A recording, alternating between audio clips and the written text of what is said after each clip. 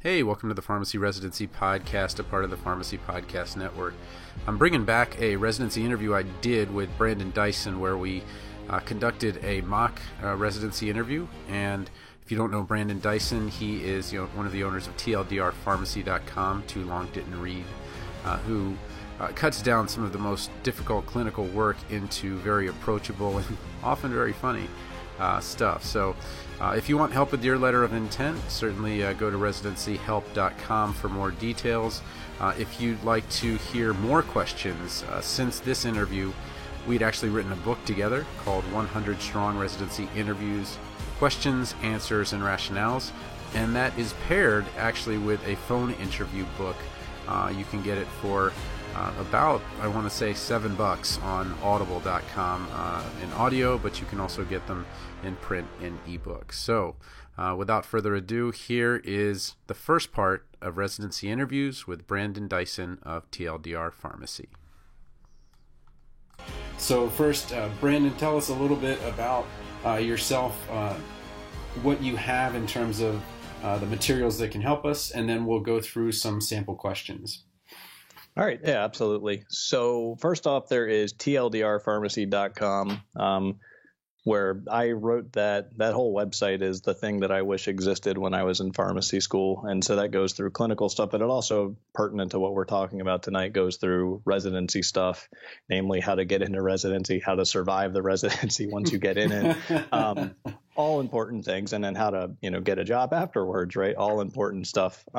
So there's multiple free articles that you can read to help prep yourself for interviews for, the showcase, which is past now. And then also we have two guides that are relevant. There's Interview Mastery, which is a collection of job interview questions that I can almost guarantee you'll get asked a number of them on any residency and really any job interview.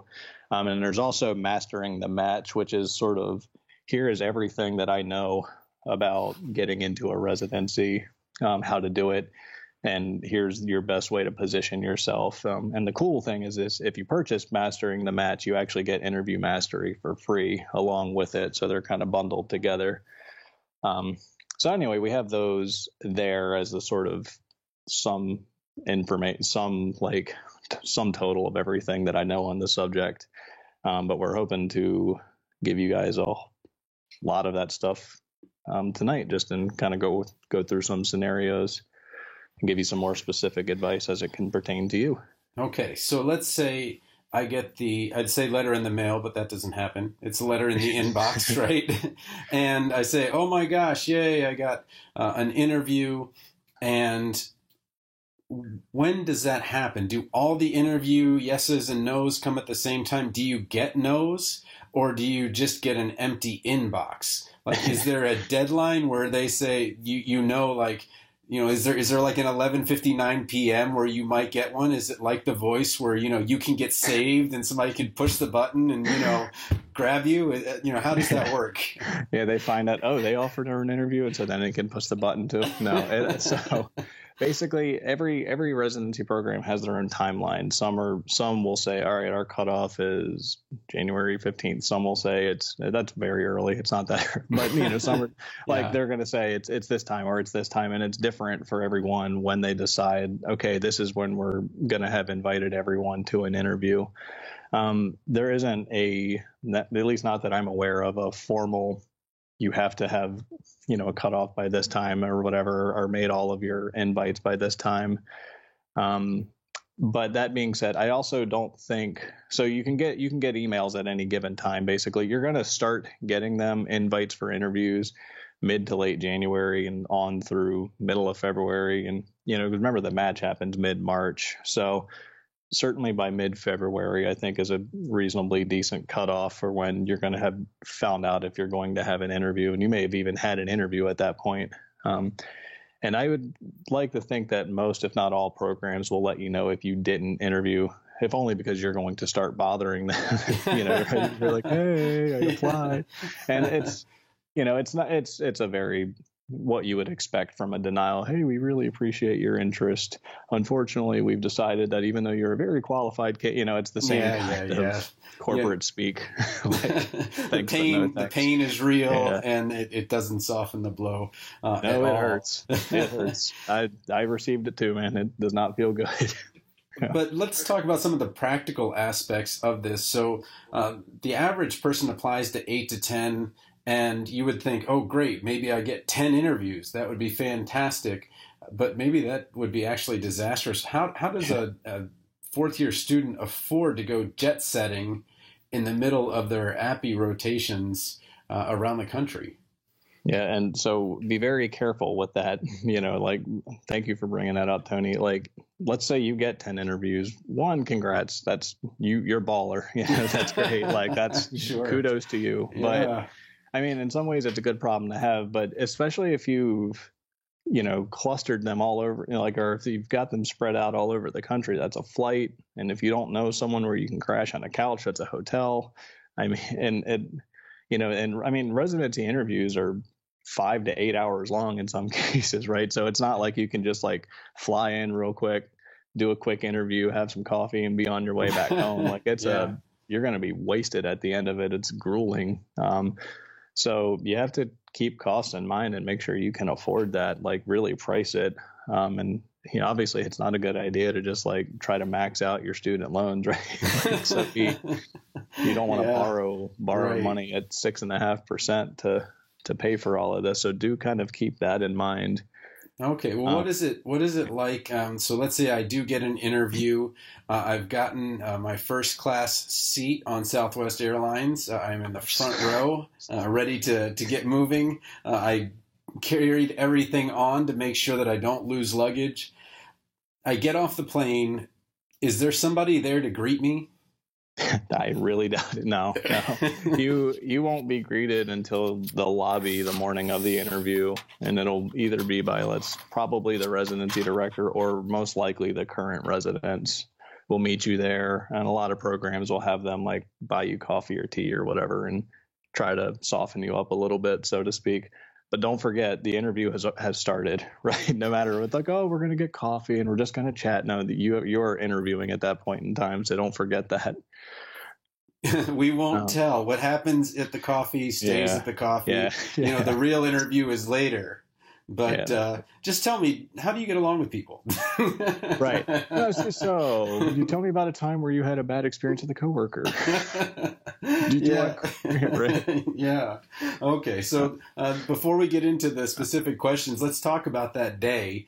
So I've landed. Let's say that the interviews maybe start later in the morning. Either I got in really early or I got in the night before, which might be a little bit better. But I'm gone and I've met with them. What does it look like to go through the interview process from beginning of day to end? I know it's exhausting, especially doing multiples, especially with the APPEs and APPEs and trying to balance all of that stuff. You're already homeless as a fourth-year student, so it's the homeless person just sitting around, trying to find an Airbnb or trying to find a friend. What's that day look like? Can we break it into parts in some way? Yeah, absolutely. So it probably starts in the hospital or between 8 and 9 o'clock. So early. Definitely recommend getting in the night before. Make sure you sleep as much as you can beforehand, right? Because it's a long day. And try to eat a little breakfast if you can, and make sure you have a water bottle because you have no idea. Like the day might change throughout the day. But to break it in parts, you go there. You're typically going to have coffee. It's totally fine. They're going to offer to buy you coffee. It's not like uncouth to accept it or whatever. Go for it, man. Take that coffee. If they offer a muffin and you feel like a muffin, go for it too, right? Like absolutely go nuts, right? So you're going to have that. And a lot of times that will be with the current residents or whoever it's with. And they're just going to talk to you, get to know you. Maybe they give you a quick tour of the hospital. It all depends, and tell you about the program. Remember that once you've gotten invited to the interview, right? Like that's step one. And at this point in the game, you're qualified for the residency. So the fact that you even got invited to the interview, you're in the running, and it's now a personality based thing. It's making sure your personality fits with the program more so than, on paper, they've already decided that you're a fit. Now it's just how do you mesh with the program? So really, I can't stress enough to be yourself. Don't try to be what you think the program wants you to be. Be yourself and be an honest evaluation of the program as well. So you'll have that initial part. You'll typically then, if you haven't already met with the residency director, and they'll give you through the ins and outs. Here's what the program is. Here's our required rotations. Here's yada yada yada. At various points throughout the day, you can expect to do a clinical case where you go through. They'll typically on paper. Here's a sample case. We want you to give you our thoughts on it. You already probably know this going in, but you can expect to give a presentation, a 15-ish minute presentation on some clinical topic. And you can expect to be subjected to a battering ram of interview questions from the residency director, current residents, every clinical preceptor, the operations manager, the director, and name it, anyone that you might talk to throughout the year is a potential interviewee, maybe even just a tech or a staff pharmacist, because they really are treating this like a job interview for someone that, you're going to be working very closely with these people many hours throughout the whole next year. So that presentation, though, I just want to stop you right there. So I'm picturing, I was at ASHP. I saw 3,000 of those tubes, right? Poster tubes, you're carrying them around. And I think there was even a poster tube rest station where you could rest the poster tube and if you would trust the people there. But that presentation, are you bringing around a stick or a USB? Are you presenting from memory? Are you bringing handouts? Do you really bring your poster and pin it up on the wall? What does that look like? Yeah, I love the poster parking. It's like a stroller station at Disney. It is. It's right next to the massage station. They had 6 massage therapists working round the clock at ASHP, and it just happened to be next to the showcase, next to the stroller parking or poster parking. But but yeah, tell me about this presentation. I think that's kind of a little bit. I guess it's fuzzy for me. So the presentation, I doubt you're going to be bringing a poster or anything. You're going to have probably emailed it to the residency director, PowerPoint slides, unless they ask some other format. I recommend printing out a few copies ahead of time, unless they specifically say, no, don't worry about it. And you can ask that, in an email. That's totally fine. No matter what, even if the residency director is oh, don't worry about a flash drive or whatever, or stick, we've got it. Bring a stick, please, because what yeah. And email it to yourself too. Have as many safety nets as you can, because stuff can and will go wrong. And I'll pick on the VA here, but if you're presenting at the VA, you can't just put any flash drive into one of their laptops. Your flash drive isn't going to work. It's like Fort Knox, meets Minas Tirith. I didn't know that. My wife works at the VA, but I didn't even think about something like that.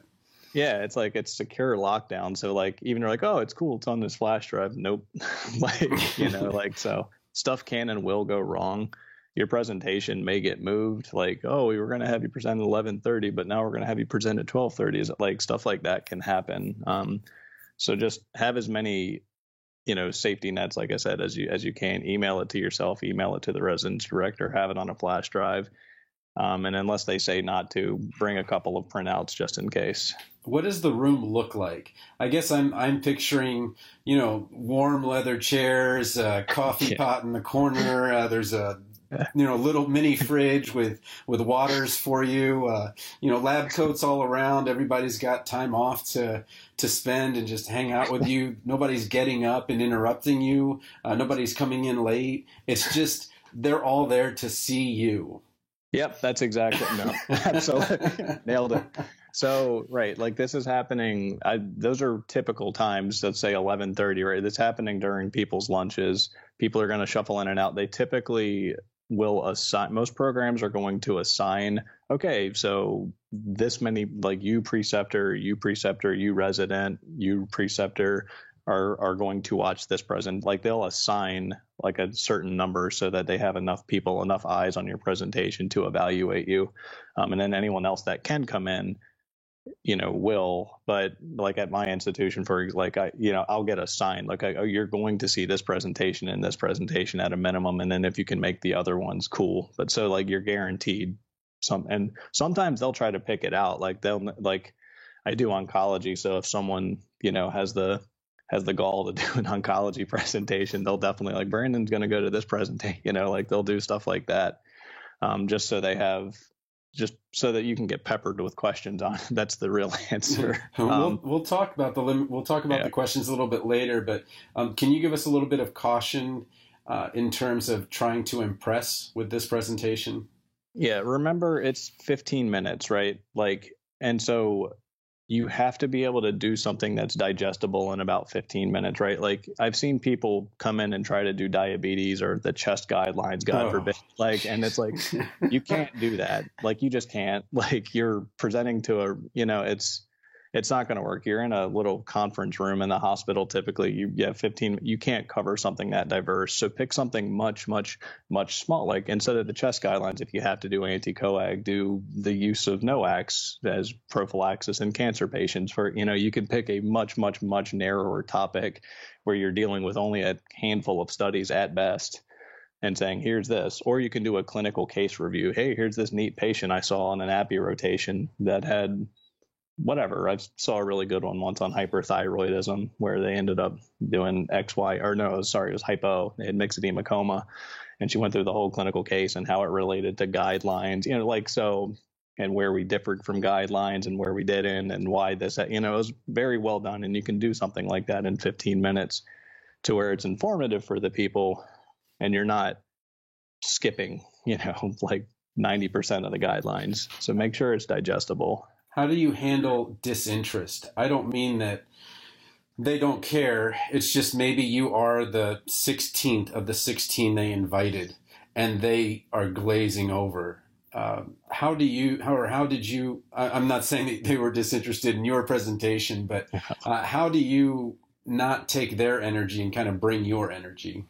I'm one of the most boring people alive, so I'm sure they're disinterested in it. No, still got a residency. Yeah, touche. Georgetown, touche.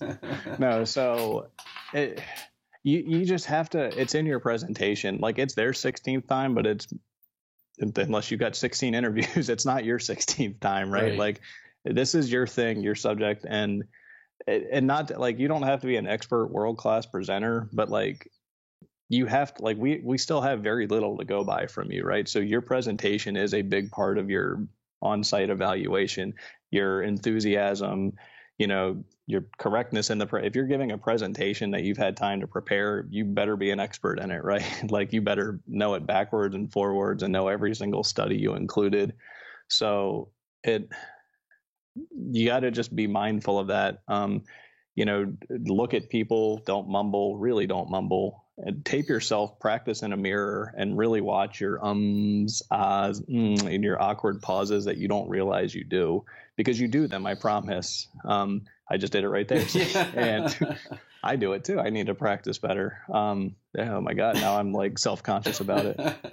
But be mindful. And he's not doing this on purpose. It just happened. It's a Toastmasters thing. Yeah. We would ring a bell every time you did an and after a while you're just like, all right, this Pavlov dog thing is we just got to stop. And eventually you just breathe and remember to breathe and all of that stuff. So, but take us from that presentation. So now we've given a presentation. We've been around the hospital a little bit. What's that afternoon like? Like, what makes it 5 hours or 8 hours? That just sounds miserably long. It is. So there's a lunch. You get a lunch. That's nice. You're still interviewing. Someone's giving you like don't let your guard down. So be careful. Like obviously, again, they're going to buy you lunch. Most programs buy you lunch. And so start ringing a bell. Now I'm self-conscious about it. So most programs will buy you lunch. So just be mindful, right? Don't get sloppy spaghetti, right? Like just do like you're wearing your best professional suit and attire and everything. So don't do something that's going to be awkward to eat, while you're still interviewing, because you are still talking. So kind of keep that in mind. I was not hungry even a little bit, so I just forced myself to eat what I could when I interviewed because I was a lot of nerves. So there's that. There's still the clinical case where they're going to, give you a case and kind of they want you to walk through a treatment plan for it. So there's that. And there's just multiple rounds of interviews, but with preceptors, like I said, with anyone that might have hands-on with you. Can we be more specific about how we approach an interview if we know who the person is? For example, residency director walks in. Do you treat the residency director any different than you would a pharmacy technician, a staff pharmacist, or PGY1? I really don't think so, no. I think depending on the question, would you kind of like butter up to the residency director and like talk down to a tech? Like that's not like bad judge. You have chosen poorly. You chose very poorly. So you don't want to do that, right? It's, to me, again, like in the interview, you're here, like you've already won on paper. You've already been from a pool of 80 or 100 people down to 15 or so that get interviewed. So you've already made a huge cut. It's just your personality. And the questions that they're asking you on these things are standard job interview questions. So no matter who's asking, there's not a way to game the system. If it's a resident, like I'm going to really do this thing that I think she wants to hear. There's no real way to do that. It's just giving an honest, kind of thoughtful answer. That's what we're looking for. Well, let's talk about these specific questions. I think it'd be good to go through them. Now, you have 30 questions. We're not going to go through that many. Neither of us needs a residency. Yeah. We're just trying to help here. This is for the listeners. Yeah. But let me kind of frame the way that it's set up. It's color-coded. General job performance-related questions, pharmacy-specific questions, professional growth-related questions, and personality-related questions. So before we get into the weeds, I want to know if you can go over exactly what that means each time. So what is a general job performance-related question?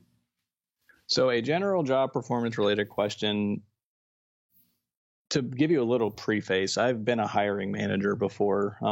Not for pharmacists specifically, but I was a hiring manager for Walgreens. I was a store manager or an executive assistant store manager there before getting into pharmacy school. And I've done it before that as well. They're the same exact questions, the same questions that you if you go to an Applebee's and apply for a hostess, they will ask you questions like this because they're questions about how you interact with other coworkers. How do you interact? Are you a problem solver or self-motivator? Do you get along well with others? What happens if you disagree with a coworker or with a customer/patient in our field? The premise behind the questions is identical no matter what field you're on, and they're asked in any field. Their intent is to figure out how you performed in some past situation, using that as a proxy for how you might perform in a future situation.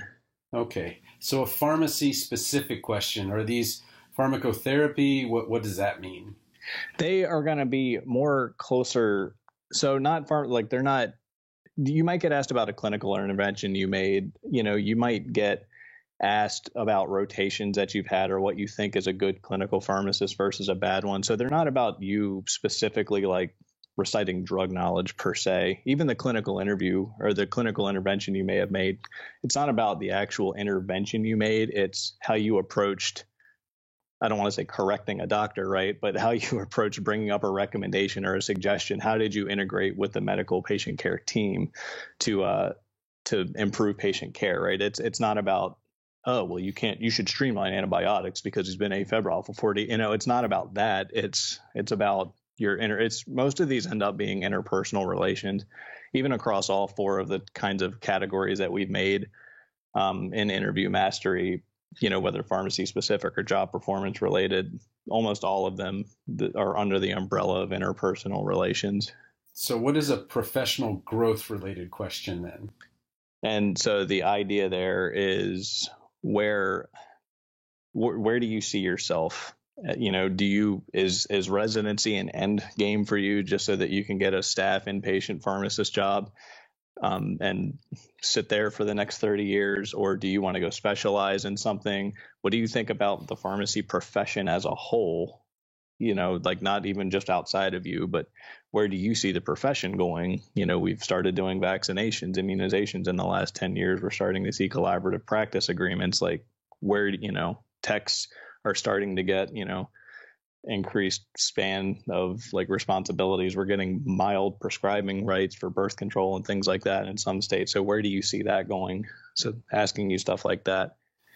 And then the last group is the personality related questions. I've actually read that students will like or dislike a teacher within the first 30 seconds of the entire semester.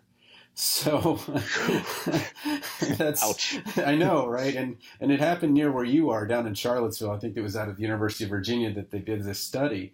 But basically, nothing the professor did changed. So the authenticity, who they were, it was so apparent so quickly that these people kind of latched onto it. So what is a personality related question as it relates to residency? A lot of it, honestly, is just they want to know what you do for fun and maybe how you handle stress, because you're going to be dealing with a lot of stress as a resident, so if your answer is like, oh, I'd like to go out and get really drunk, like that's not a good answer, right? It's so that what they want to see is, do you have a support system that you can cope with stress? Like, what do you do for fun? It's also just to get to know you. Again, you're going to be spending, 50, 60 hours a week for an entire year with these people. So it's like, oh, you play guitar, that's cool. So does my son, or so do I, oh, I love that movie too. You like that book? It's like literally, they're going to be your coworkers and compadres. And so there's really not a way to game those questions at all, right? It's just be you, right? Just be, and go through and say, oh, I do this. Here's my hobbies. Again, like, don't showcase that you like to go get really drunk when you're stressed, obviously, like maybe don't showcase all of your hobbies if they're bad, but kind of go through and just, that's what they're looking for. Who are you as a person? Like, ignore the field of pharmacy. Pharmacy is just a little slice of your life. There's a lot, do you have a family? Do you have kids? Like, they're just looking at everything. Oh, well, let's actually address that, and then we'll go into the actual questions. So what, in terms of, when you go to an interview, there are things that you are allowed to ask, and there are things you are not allowed to ask. So let's say I have, well, I don't know, and I'm not trying to catch you. I'm just saying. You. I'm busted. Calling someone while we're talking. No, so let's pretend that instead of applying for residency when I did, with no kids, with a new wife, instead I am applying with 3 6-year-old daughters, and I'm not sure how this is going to impact them. I'm just kind of feeling my way through and things like that. What are they allowed to ask, and what are they not? Is it covered in the same way that it was covered when you were an EXA at Walgreens? Yeah, absolutely was. It's illegal to ask that question, right? Like, I mean, as it pertains to as hiring, like, you can't base a hiring decision based on, if you plan on having children or if you currently have children or anything like that, or even if you're getting married. So stuff like that can naturally come up, right? But and if just to ease fear, so you don't have to feel secretive. One of my good friends is a resident this year. He has 4 kids, so like, he did it. I know someone else that went on maternity leave during residency. She did fine and got where she needed to be. I know someone else at Georgetown, in fact, she got married during residency. Nuts, crazy lady, crazy people. But like, it's like, in my at least limited experience, admittedly, like, I have not seen it affect whether you get a residency or not. I was saying those, not specifically those questions. I'm glad you pointed that out, Tony. I was just, those personality related questions are really just to get to know more about you. Well, the reason I ask is because I also worked for Walgreens as a pharmacist, but I was part of admissions, and they just over and over again made so clear, you cannot ask this. Yeah. You cannot ask this. They never said, ask this, ask this, ask this. I mean, we did, and a lot of times they would try to script questions, but it sounded that way, and that didn't really work. It never does. It doesn't, yeah. But they're very clear on. Okay, so that's the end of part 1. And next episode, we're going to have part 2, where we'll have a back and forth, a mock interview, as if Brandon was coming in as a potential resident, and I as either a residency director or someone interviewing him. And I think you'll get quite a bit out of it. Hey, what up? This is Brandon Dyson from TLDRpharmacy.com. Why am I interrupting you in the middle of this excellent podcast? Because as soon as you're finished with it, I want you to come to my website, obviously. At TLDRpharmacy.com, you'll find a whole boatload of free clinical guides and cheat sheets. They'll save you hours of time, and they'll make learning pharmacy easy. And also, look, our guides are fun. Whether you're a student or a practicing pharmacist, you'll enjoy reading them, I promise.